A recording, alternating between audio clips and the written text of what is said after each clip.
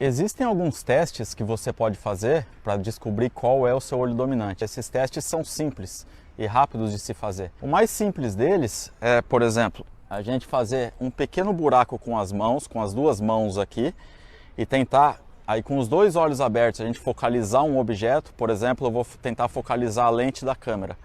Então eu estou olhando ali para a lente da câmera, estendo os meus dois braços aqui, com um buraquinho feito aqui entre os dedos, e sem mexer minha cabeça e sem fechar os olhos, eu tento aproximar e enxergar a câmera ali por dentro desse buraco. E daí, o que eu faço? Eu começo a aproximar as minhas duas mãos do meu rosto, sem eu perder esse objeto de vista.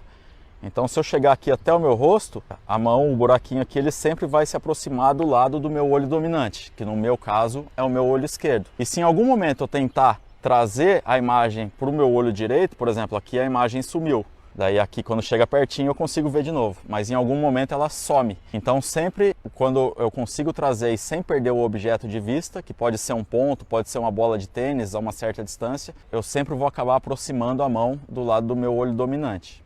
Uma outra maneira de fazer esse teste é, por exemplo, a gente pegar uma folha sulfite e fazer um pequeno buraco no centro de mais ou menos 1 centímetro de diâmetro.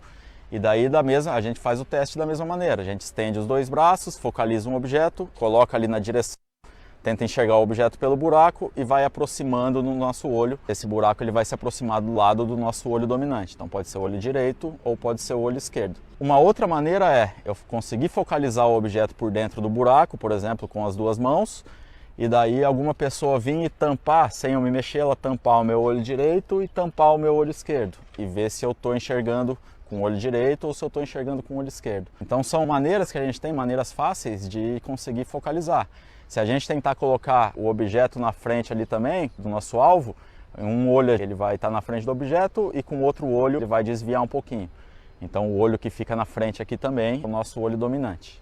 Uma outra maneira de descobrir o olho dominante é saber normalmente com qual olho a pessoa utiliza na hora de fazer uma mira para atirar, por exemplo, ou com um revólver ou com uma espingarda. Até em alguns esportes, como tiro ao alvo ou arco e flecha, eles fazem o teste do olho dominante para quê? Para que eles consigam ter a técnica exata para atirar. Então, por exemplo, no meu caso eu tenho o olho esquerdo dominante, então eu tenho que alinhar a minha espingarda aqui ou o meu revólver no lado do meu olho esquerdo.